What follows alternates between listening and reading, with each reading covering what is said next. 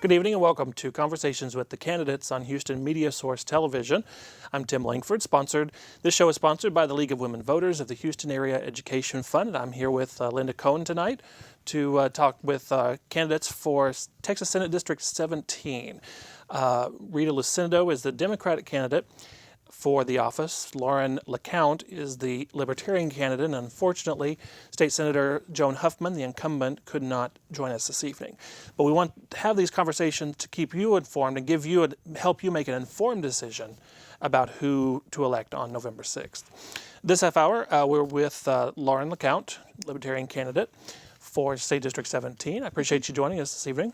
Well, I'm so glad to be here, and I really, again, appreciate so much the League of Women Voters, including me in this, and Houston Media Source. That's fantastic. We always love to be reached out to by the media and the Libertarian Party. So you're running to represent District 17. It stretches from Central and Southwest Houston all the way down to Brazoria County. I know you're from Brazoria County.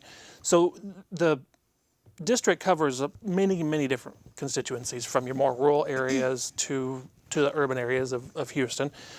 Tell us some more about yourself and why voters should consider you for the seat.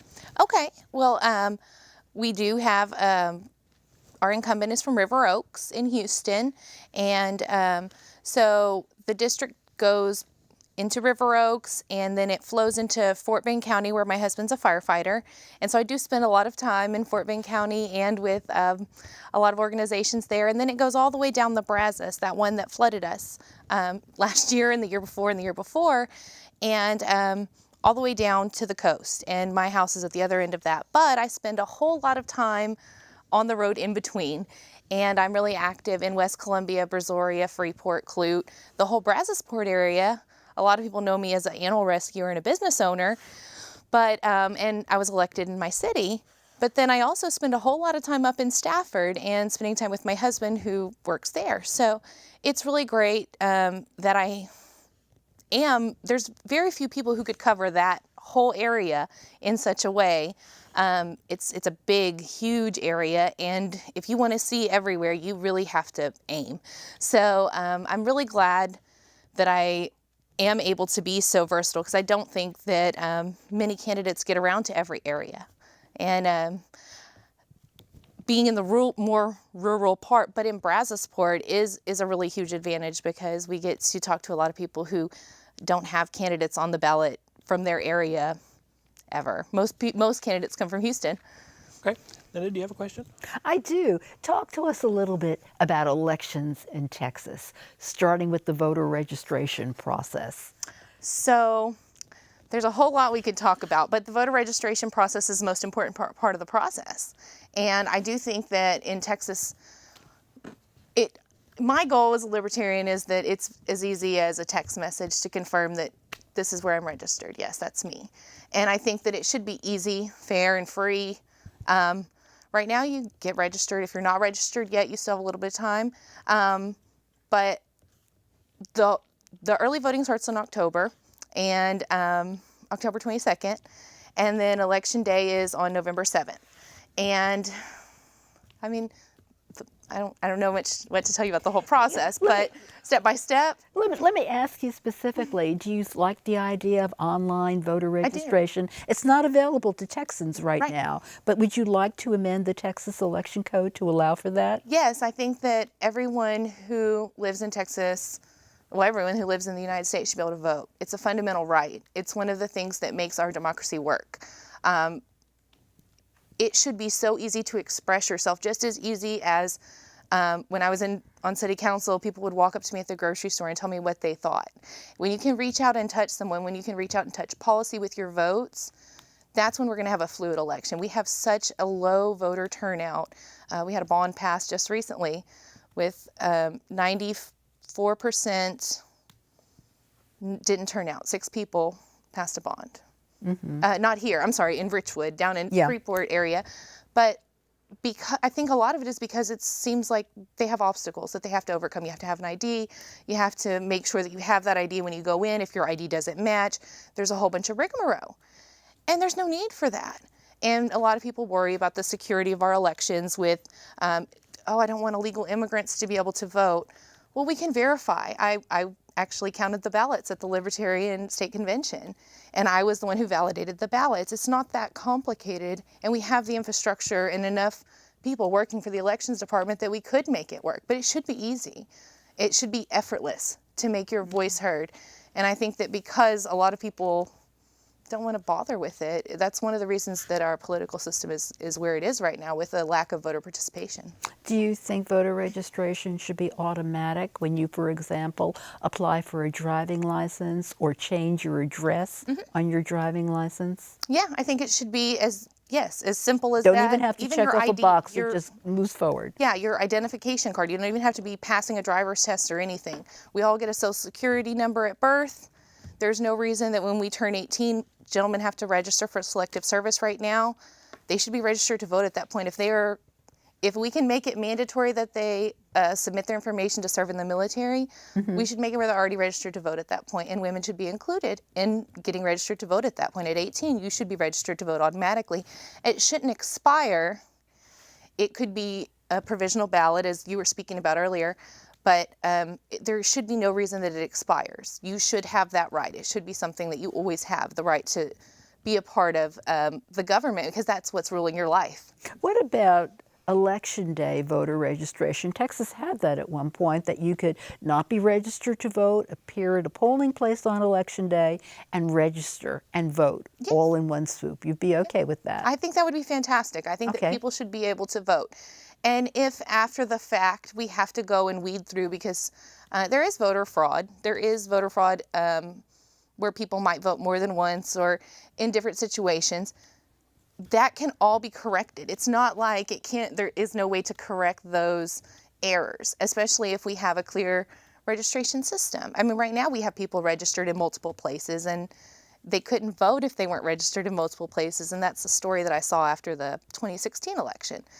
And it really bothered me, because I thought, well, so we're spending all this money and we're doing all this and it's not working, but you don't feel like it's important that we register everyone and make it easy? Okay, let's move then from voter registration to actually casting a ballot on Election Day. How do you feel about mail ballots? Right now, the mail ballot is available, but you have to meet certain requirements. Should that be expanded so that anybody can request a mail-in ballot? Or indeed, should mail-in ballots be the only way to cast a vote? Some states do that. Well, it'd sure be cheaper. Elections are expensive. It's expensive to hold an election. You have to pay staff to staff it. There are volunteers who staff it. But it sure would be easy if it came in the mail, you filled it out like a census and sent it back in, and you were done. And yes, people are so worried about fraud and all of this, but we don't have an overactive participatory environment in our elections. We have a lack of participation. We have voter apathy in our elections. And if the elected officials and politicians were really interested as they say, in voter involvement, then they would have already found ways to make this easier. But no, they can talk about how to make tax preparation and getting their money easier, but they're not making it easier for us to get our voices heard, and that's important. Let me ask you about education. In your response to the voter questions for the League of Women Voters, you said that you're in favor of finding a different way or equalizing the balance between the state investment in education and the local investment in education, which primarily comes from public education. What would that look like if you were elected and you were able to champion something like that? Well, if I'm elected and I'm championing it, well, let's deregulate marijuana and deregulate gambling so that they're both legal and tax them and make that money like Colorado's doing. They're getting billions and billions and billions of dollars in Colorado to fund their public education. And so that's the first step, because then the burden on the local taxpayer is not as high. I've been to those budget meetings in the local level, and the state loves to point their finger at the local level and say, this is where your high property taxes are coming from. But it's only because the state of Texas is constitutionally forbidden from charging a property tax. So what they do is they underfund things like education, 40%, to our local level is funding 60% of it. And so really and truly, they're charging an unconstitutional property tax because they're passing that, the burden has to be met. And when the state totally ignores their responsibility and cuts the funding every single year, then it falls. We still have to pay those teachers. And right now, because of that and because of the outcry over property taxes, these pensions aren't getting funded sufficiently. And it's not just teachers in public education. I mean, this is a local level issue that is only being compounded annually. But if we open up sales tax revenues, it's not just about funding public education, but there's a whole lot of things we could fund, mental health and things like that, that we could fund if we would stop fighting a war on drugs and spending all this money that we have to spend on mandates for criminal justice regarding the war on drugs. I mean, we really have to, and I don't smoke, I just see the potential as a businesswoman and see what Colorado's done, and they're not having any trouble funding their education system. And I think that we really should do that here in Texas, and we should really capitalize on that. No one's going to force anyone to smoke, but those people who are probably smoking already can pay taxes on it and fund our kids' education. I have 3 kids in public school, mind you, so it's really important to me that these teachers are happy and that these teachers feel like they're being valued for the contribution that they make, because these are the people who are going to be our next teachers and our next public servants and our next state senators. Okay, Linda? Yeah, I was going to ask you about gun control and public safety. Can you explain your position on that? Okay, so I think that the Second Amendment is the best contributor to public safety. I know that it's not a popular opinion with everyone, but I am an advocate for constitutional carry. I believe that the Second Amendment guarantees that I can defend myself and my family however I see fit, and if that be with a gun, I'm glad that I'll have it. I feel that because my husband carries all the time, I do feel safer. My husband constantly carries, and that makes me feel safe because I know that if someone, for whatever, it doesn't matter if it's mental health or what the cause of that person's malfunction is, that my husband has me. And in most cases, I have me, and I have my kids. And I feel like an armed society is a polite society. And I understand so well the fear that people have, because guns can kill people, but guns can also protect people. And I think it's very important for people to realize that if I have to call 911 to get safety, then I'm not really safe. If I have to be dependent on the police or someone else to come and protect me, then I'm not really safe. The same thing with teachers in our public education systems.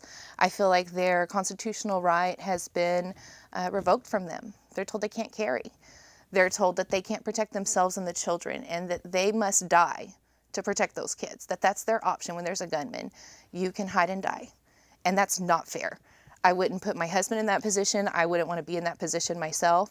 I wouldn't want to put a police officer in a position where someday you say, oh, well, guns are so bad, we can't have them.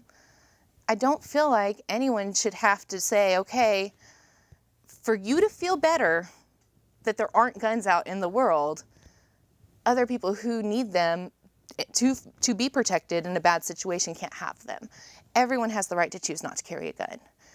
But it's very important, because the criminals will always have guns, that people who, like myself, who feel like they should take care of themselves, have that right. And it's not infringed upon or tread upon. People don't realize that in Texas, we don't have these, we're not the Wild West. We have more stringent gun laws than a lot of other states. We can, we don't even have reciprocity or, with other states on the constitutional carry. So I'm a firm supporter of the Second Amendment. I think that it is the amendment in our Constitution that actually protects all the other amendments as well. And so it's a high level of importance for public safety, because when you lose the right to defend yourself from anyone, you also lose the right to defend your rights, like freedom of speech, freedom of religion, and rights to not being search and seizure, illegal search and seizure. You lose all those other rights when you lose the right to defend yourself. So you're satisfied with the way Texas gun law regulation stands at present, concealed permits and so forth? Yes. Okay. Yes. I wanted to ask you, in our kind of pre-interview that we had before the program went on, I learned that you have a dog grooming company, and you also foster animals. In the last legislative session, Senator Huffman championed a bill that would have banned tethering law or tethering of dogs in a backyard. Would you introduce similar legislation if you were to be elected to the Senate? Well, this is probably the only time that people will really say that, I do let my heart take over when it comes to animals. And I did support that. I did support the no tethering law because I feel like it is a form of cruelty but there's a whole nother side to this argument from the libertarian standpoint that says that that's their property, that dog is not it's not a living, breathing creature that deserves to be treated well and well fed, that it's their property to do with as they see fit. I think that the tethering, I think I would probably actually go further and say that we need some mandatory spay and neuter laws in Texas. Obviously, if you don't want to spay and neuter your dog, you can get a variance. That's not something that's unrealistic. If people don't want to spay and neuter, they just make sure that they have a reason for that. But the cost benefit of having mandatory spay and neuter laws, the amount that you spend on animal control, the amount that you spend on criminal justice prosecuting people for animal control issues goes down, your shelter capacities go down, which means that your local level costs go down. And there's a lot of reasons that we should be doing that. It's worked, it's successful. And so that's something that is not a very libertarian point that I'll make, but I'm not tethered to one ideology as far as that. I feel like it's important that we do what's best. And not killing dogs just because they're homeless is one of the points that I'll consistently advocate for. Wonderful. Thank you. I'm going to ask you about health and health care in the state of Texas. Philosophically, what is the state's obligation when it comes to providing or funding health care? The state's obligation is to provide a safety net for people who cannot afford to care for themselves, as far as the elderly, the mentally handicapped, the physically disabled, and children. Healthcare is not a right. I don't believe healthcare is a right. I don't think it's a universal right. It's not in the Constitution. I don't believe it's something that we should get for free. I don't think that I should be because when you get something for free like that, then you're forcing someone else to pay for it. And I feel that is one of the things in Texas where we have a whole lot of people fighting over health care right now. And a lot of it comes because we have federal mandates that say what we have to do and what we should do. A lot of them aren't funded properly so that we can afford to do that in Texas. And so we end up spending a lot of the money that our legislature would like to disperse to other places on mandates. Local level has the same problem. State hands down mandates to the local level and says, you have to do this, but we're not going to give you enough money to do it. And now you have to figure out the solution. And I think private charity and religious organizations is the best way. I think I said that in my voter survey. I think that we as humans should take up, if my mother is ill, I need to take care of my mother. If my children are ill, I pay for my children's medical costs. The reason that healthcare is so expensive in Texas and across the nation is because of government involvement. It was not this expensive before government started meddling with insurance companies and getting in bed with big donors. But here we are now, and we have to untangle this horrible web. Public education and colleges, healthcare, and insurance are huge things where the government involvement has made prices skyrocket. And I believe that it's very clear when you look at that, the common denominator is government involvement. So the government needs to disentangle itself from that and let the private charities and private organizations step up. If you support health care for the mentally ill, you personally should give your money to fund that. If the same thing applies to so many things. If this is such a passionate, firm belief that you have, voluntarily give your money. If it's worth it, people will fund it. And there are organizations that could take up kind of like they do with rescue animals. That's a huge tie-in all the time for me. I am doing that right now. I'm funding something because I care about it. I'm not asking other people to fund it for me, because not everyone cares as much about the dogs as I do. But as far as mental health and different things like that, these are organizations that people will fund voluntarily without being taxed universally for it. And I think that that's the right solution. And I don't think that it's healthy for our nation to take on the burden of universal health care at all. I think that that is only going to make things more expensive.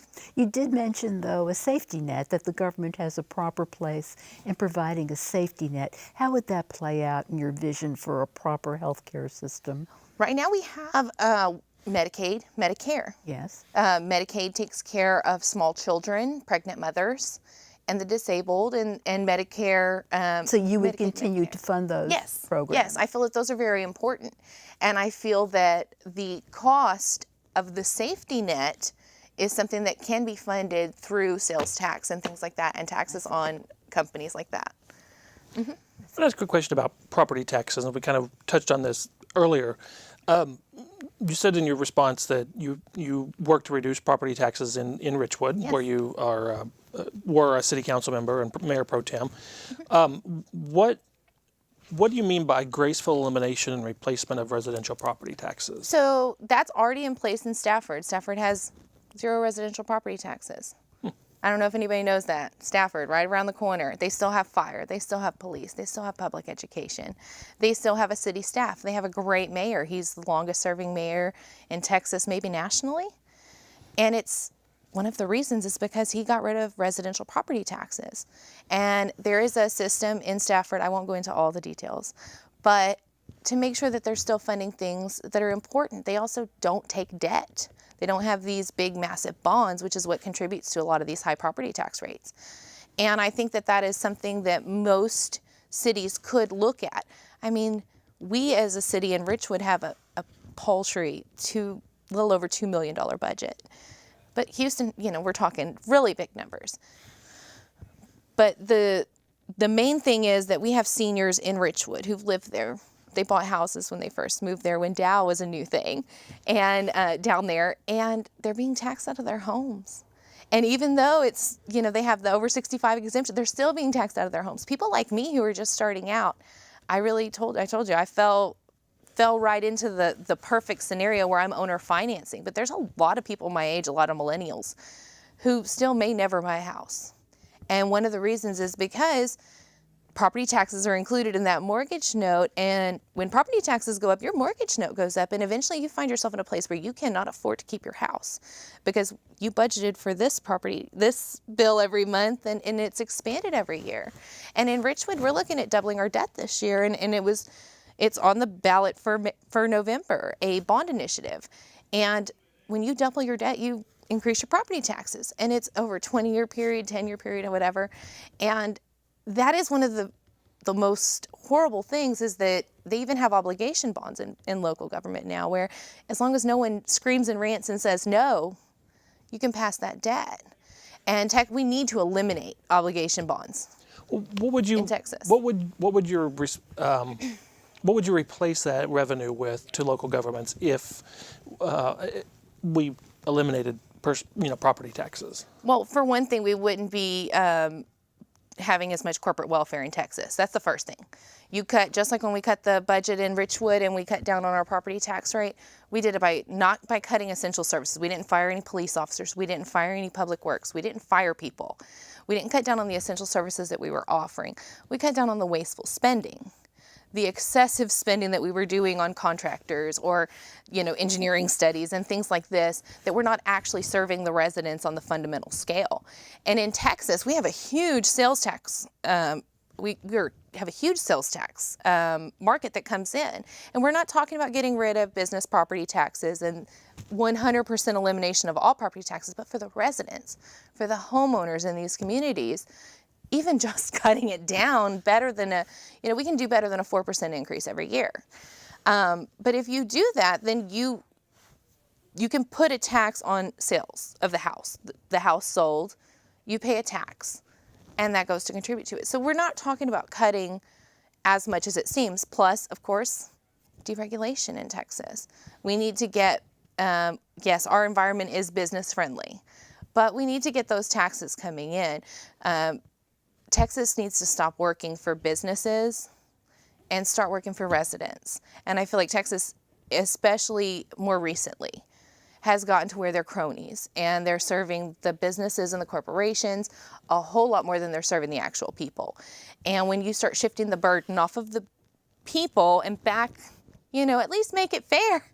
Then same thing, that 60-40 split we were talking about in public education. Let's get things even in Texas again. And I would be completely happy if all I ever managed to do was get things back to even. But one day I hope that we can get that property tax rate down to nothing. Okay. Well, that wraps up this half hour of our conversations with the candidates. I appreciate you again so much, Lauren LeCount, the Libertarian candidate for Senate District 17, and I appreciate you coming in this evening. We'll take a quick break. We'll come back. We'll talk with Rita Lucido. She is the Democratic candidate for Senate District 17.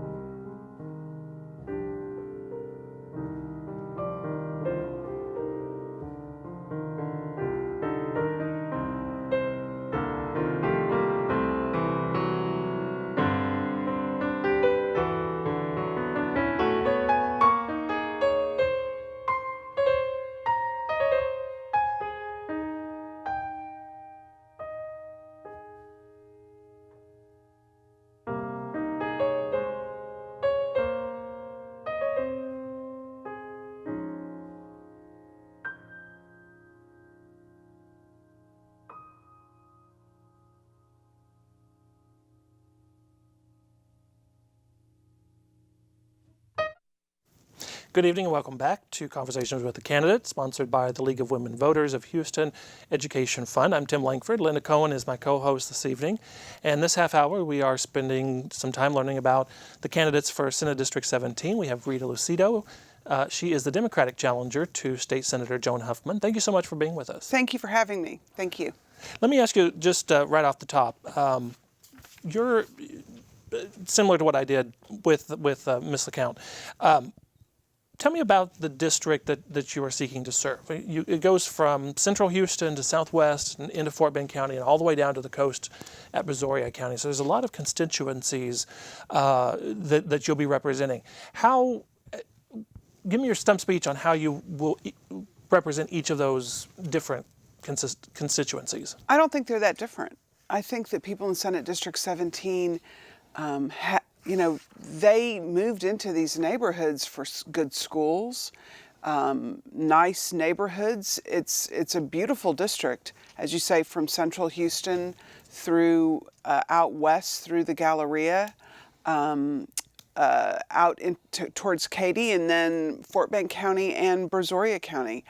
I think that everybody wants sort of the same things. They want their kids to get a good education. They want good roads. They want amenities, nice libraries, parks, good jobs, healthcare. I don't see that their desires are that different. I know that the folks down south in Brazoria County have some more unique, perhaps, challenges. There's a few health challenges down there due to perhaps some environmental factors, but I think they're all the same.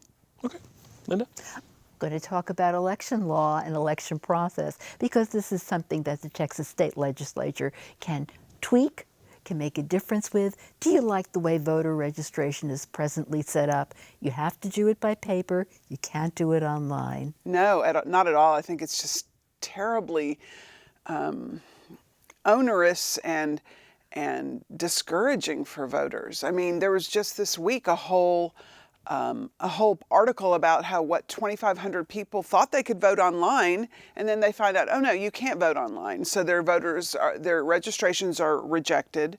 And I just heard at an event of my own this week, someone told, well, you know, my staff member wasn't registered. I just told her to do it online. I said, you can't do that. Really? No, you can't do that. She has to do it with paper and turn it in. And they've also made it more difficult for groups to register, to go out into communities and register voters with different regulations that are making that more difficult. This is our franchise. This is our most precious right. It should not be withheld. It should not be encumbered. No, I think there's so many things we could do to make registration more accessible and easy for folks. You like online voter registration? Sure, that would be fine. What else would you do? What about automatic voter registration when you present yourself to the Department of Public Safety for a license, change of address, whatever? Certainly, especially now. I'm sorry to interrupt. No, especially now. Well, you're not supposed to be able to get a driver's license in Texas without showing proof of citizenship and a Texas address. Aren't those the things that we want people to be able to provide when they're going to register to vote? Why couldn't we just make it automatic? I think that would be a great idea. Make it so that it's accessible in a number of places. First off, we're just cutting down on so many state services. I mean, they're closing driver's license offices in quite a few counties. Well, let's have more places where people can come and get state services and get themselves registered at the same time. Now, the state legislature of Texas won't be able to have the final word on this, but tell us what your insight is. A national voter database? Is that something that you would embrace, or? Well, I think they've traditionally left the vote to the states. The states, They've right. really left it to the states. So, I mean, obviously you have to be of a certain age, you have to be a citizen, but there are a variety of things that different states do regarding people who have been ex-offenders. That can have an impact. So I don't know that I would say that we need a national voter database, but I'd like it to be more nimble. And it seems to me that the states can provide that ease. The states can figure out the things that would make it easier for our residents to be able to vote. At the other end of the bookends of the voter process, actually on Election Day, do you like the idea of a mail-in ballot for everyone? Certainly, I think that there are states that do that, and it works well. And they do have their paper trail that makes people feel a little more comfortable. I think anything that gets people to bring their vote in, to come on, participate, whatever it takes. Yes, I mean, I think there are a number of things we could do to make the voting easier, more accessible. I know that there are a lot of people who love going to the polls, and I wouldn't want to say, oh, we're not going to have polling locations anymore. As some states do. Yeah, I mean, let's open it up. Let's have a lot of different ways that we can encourage participation. On education, both you and both of your opponents are supportive of changing the way that the state funds education. What would that look like if you were elected to the legislature? How would you balance that back out between the local, what localities and counties have to put in and what the state puts in? Well, I don't know that it's a change. We have for some time now had property taxes with state revenue being put into one bucket for then redistribution back to the school districts. It's just that the state hasn't been putting in their share.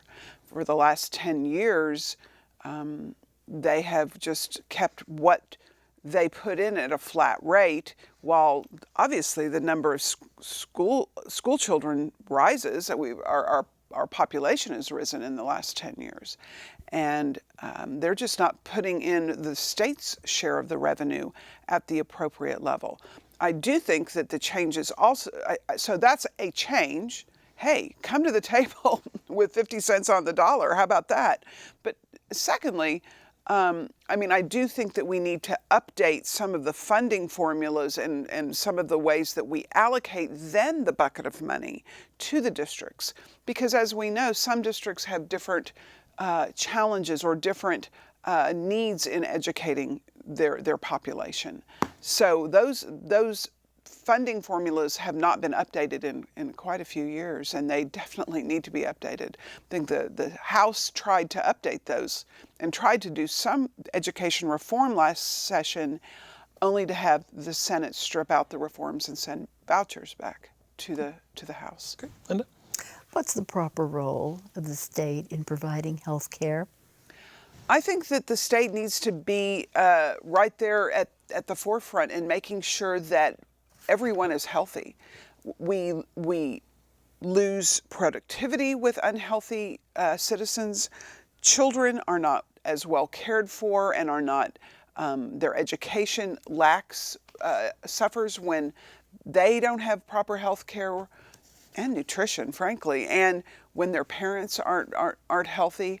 I think that it is a significant and elementary thing, service for the state to provide. We just can't move forward with a huge portion of our population having nowhere to turn for their health care, which is what we have in Texas right now, the state with the largest percentage of uninsured people. And there are easy ways to get those folks insured. We sadly have been so fiscally irresponsible in the Texas legislature by refusing federal dollars that would provide health insurance and access to health care to millions of Texans, and brought billions of federal dollars into the state. I find that to be not just irresponsible, but really morally, just not a moral decision. On your website, you say that you want more transparency and accountability in Austin. There's been several bills to update the ethics regulations. What form would you take to, or what steps would you take to ensure more transparency and accountability? Well, for one thing, I think the Ethics Commission has not been empowered to really enforce the laws we have. So I would like to see them have a little bit more impetus to actually enforce the laws we have. But for example, our personal financial statements, which tell what we own, what we owe, who we might do business with, us and our spouses, are not online. You have to actually go and get those. They could be available to people. That has been a place where Senator Huffman has had specific interference in making the information about our business dealings and our family's business dealings available to everyone. I suppose she doesn't want to be embarrassed or people to call her out on some of the business dealings, but for whatever reason, good or bad, let people look at what we own and who we do business with. We have a part-time legislature. So everybody is having a business outside of the legislature, and there have been a lot of abuses.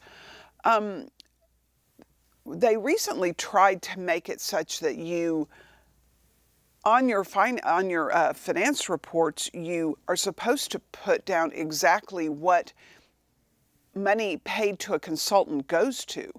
But still, there are many reports that I look at that just have large sums paid to consultants, and you don't know what or whom a candidate is paying money to. And I suppose you could go to the Ethics Commission and file a complaint and see if they did anything, but traditionally they have not had they haven't put a lot of teeth into our current ethics laws. Good. Yeah. Is this your first campaign? Is this the first office that you've run for? I actually ran for this office in 2014 as well. What calls you to public service? I think that is sort of my upbringing, my tradition, my family tradition, my education. My parents were always doing something in the community. And In fact, I say this to folks, it sounds sort of corny, but I went to a school with all girls, and our motto Was this of in our Houston? No, in Dallas. In Dallas, okay. Our motto of the school was Serviam, which in Latin means to serve. And we were told that we were leaders and that we shall give back. That was part of my education. And I take it very seriously. When I started my career in the Texas legislature working in the House as a staff member. And when I came back from Austin after I'd gotten my law degree, I pretty quickly began public service in volunteerism and leadership in the nonprofit sector. And I have continued that. Every time I have ever felt that, a little bit sorry for myself, or gee, I wish I had more challenges or more excitement, I went and found a volunteer opportunity that provided so much more to me than what I gave. What were some of those opportunities? I have served on the board of the Houston Area Women's Center when I was a very young lawyer. I've been on the board of Avance Family Services, which is a childhood education program. I have been on the board of Texans Together. I chaired the board of Texas Women Lawyers, a statewide women's bar association. I've chaired the board of Planned Parenthood Gulf Coast. And I'm currently on the board of the Texas Civil Rights Project, which does impact litigation on voting rights, criminal justice, and on economic and racial discrimination suits. I'm going to ask you about a question that I asked Ms. LeCount. And the current representative, Senator Joan Huffman, she's very involved in animal welfare organizations. She sponsored a bill last session that was defeated in the House when it was introduced there to ban tethering of dogs in the backyard. Would you support, or would you carry on something similar? Absolutely. Absolutely. We are a family of rescue advocates. We have a house full of rescue pets. My stepdaughter works tirelessly rescuing animals. That is something that is very important to us. And yes, I would absolutely carry that legislation and champion that.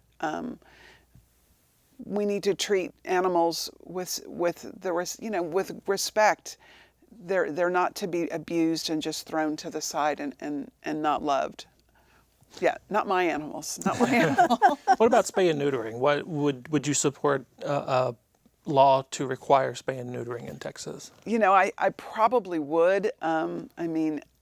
Especially for any kind, unless I know people have businesses that relate to breeding of dogs, and that is a very long tradition of people who breed animals for sale and for show, and I understand that is their livelihood and their business, and if it's got some protections for the animals, but we should spay and neuter our animals.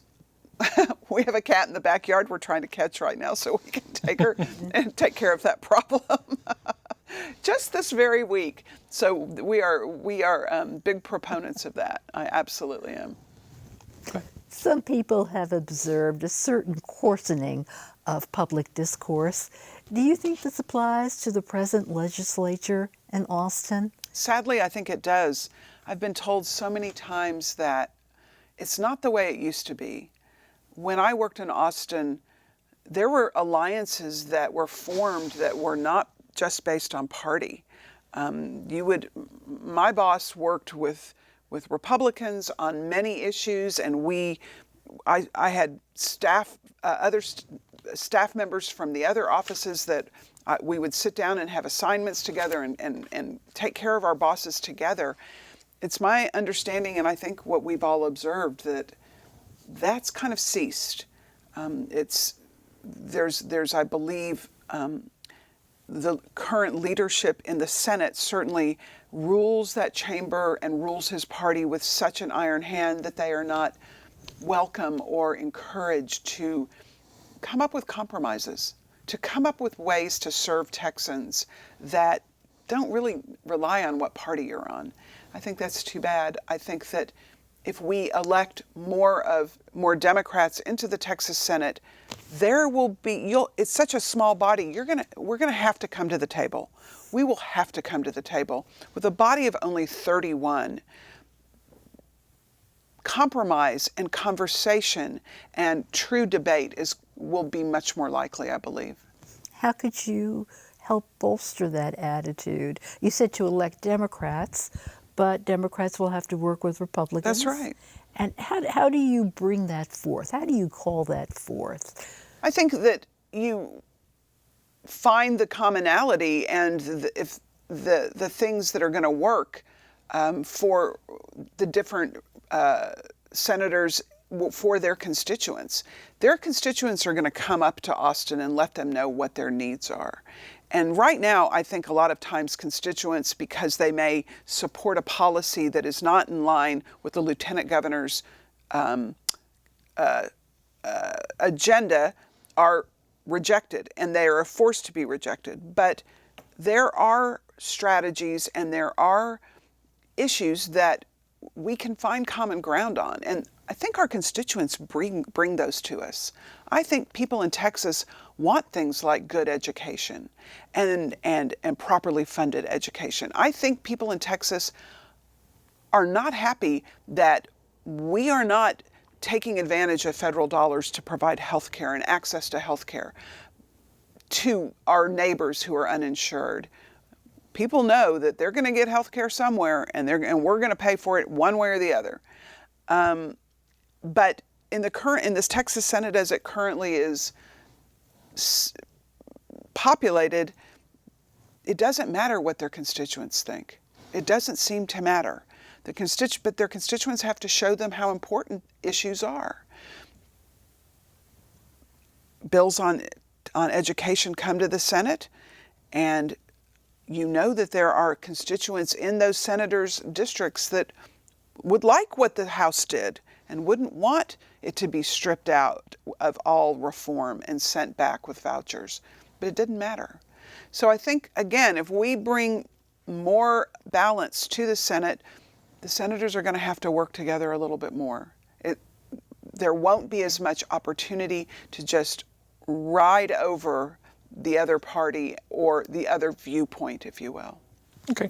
Let me ask you, kind of piggybacking on that. In 2020, we'll be redistricting the state, or after the 2020 census, we'll be redistricting the state. What would you support? What would you do to support fair redistricting in Texas? Well, a lot of my constituents, or the constituents in Senate District 17 that I visit with, really, really, really want a independent redistricting commission. I have no problem with that, but as I tell them, the devil is in the details. To make it truly independent, we're going to have to look hard at who appoints those people. And who appoints that panel to work on redistricting. If we could accomplish that in a fair way, in a bipartisan or nonpartisan way, yeah, I would be for that. But we have to really look at how it's written. I think that we need to consider geography and communities of like interest. One other thing, I know this would take a constitutional amendment, but this is a state with a lot of people. What do we have, 26 million people now and only 31 Texas senators? That creates huge districts. Huge districts were larger than congressional districts. And it's hard for, I feel that it's hard for constituents to feel represented out of a district that large. 850,000 residents, about over 500,000 voting age population. This district goes through 3 counties, but Senate District 19 goes from the edge of San Antonio to the edge of El Paso. I think that we should perhaps, so that we're a little closer to the people, a little more responsive to the constituents, I think we could also consider, it'll require a referendum, of course, to change the Texas Constitution. Look at increasing the size of the Texas Senate somewhat. I was going to ask you what the first bill you were going to pre-file would be. I'd like to actually work on and perhaps prepare a bill that created an urgent support system after natural disaster. As you know, Senate District 17 was really hard hit by Hurricane Harvey flooding. Meyerland, Bel Air, the area around Barker Reservoir, Sugar Land, Freeport, all these districts, all these neighborhoods, some really devastated. And the state of Texas has done nothing. The state of Texas has put in nothing to recovery, has really not even putting in any money to look at what are the mitigation things that we could do. I would like to see us, number one, other states have comprehensive plans for the state for flooding. We spend very little in our budget on flooding. And we could, number one, like Louisiana, for example, have a comprehensive flooding plan so that we can look at it. This isn't just one city puts in ordinance or one county can put in ordinance that are going to mitigate the threat of future flooding. It's a regional problem, because if Harris County wants to pass an ordinance relating to mitigation of future flooding, they better have Fort Bend County and Brazoria County and Montgomery County all in line, because water doesn't look at boundaries of the counties or the cities. So one thing, we could have a state comprehensive plan, but the other thing we could be doing is we could have a plan where the state quickly comes in and provides urgent support after a disaster.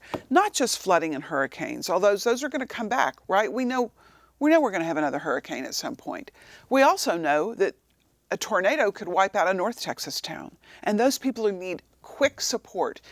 Yes, we have FEMA, but there are a lot of places where the state of Texas provides services and help for Texas residents in conjunction with federal programs. One example is the oil spill cleanup fund we have that is there. If we had an oil spill in the Gulf, there's a federal oil spill cleanup program as well, and we work in conjunction to quickly act, be nimble, and get in there and take care of the Gulf if that happened. Well, we should take care of Texans when they're wiped out, when they are in desperate need. There are still people in Senate District 17 who aren't in their homes, are worried about foreclosure because they can't get back in their homes, and they're paying rent in apartments while they try to get things together to repair their homes. And a little bit at the front end would have really made everything go a long way. I think Texas has a responsibility to provide some quick, urgent support in addition to what the federal government provides with FEMA. Okay. Well, we're just about out of time. Rita Lucido is the Democratic candidate for Senate District 17. I really appreciate you coming in and talking with us this evening. Just a reminder that early voting begins on October 22nd. It runs through November 2nd, and Election Day is November 6th. Still have a few days, just a few days. Next Tuesday is the deadline to register to vote. So we hope you'll get out and vote. Find a registrar or deputy registrar in Harris County and get your registration lined up. I'd also want to thank Linda Cohen, my co-host this evening. She's for joining me for this hour of conversations with the candidates, sponsored by the League of Women Voters Houston Education Fund. I'm Tim Langford. Thank you so much for joining us, and enjoy your weekend. Thanks, y'all.